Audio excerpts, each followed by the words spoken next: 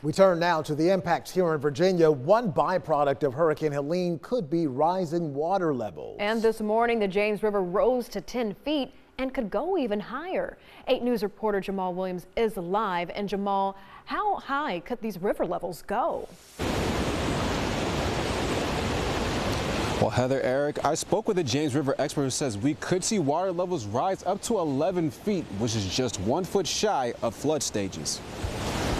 Anytime we get major storm events west of Richmond in the James River watershed, we see a pretty big spike in the river levels here in Richmond. As Helene makes its way to the Commonwealth, Friends of the James River executive Josh Stutz says high water levels are certainly a possibility. In many spots around the James River Park system, the river's exceeded its banks. It's starting to make things wet. It's certainly upping the danger factor for being out on the river. Stutz says heavy rain from the past 2 days have played a part in water increasing.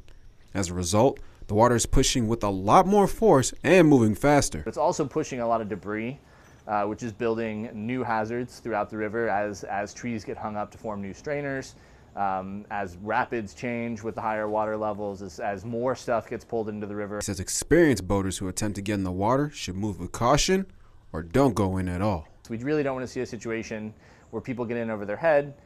It creates a hazard for not only for the person in the situation, but also other boaters who have to attempt rescue, or first responders who have to get out there and you know, have to effect those rescues.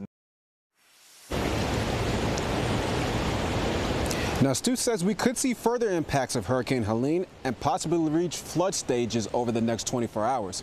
For now, live here in Richmond, Jamal Williams, 8 News. Good update there, Jamal.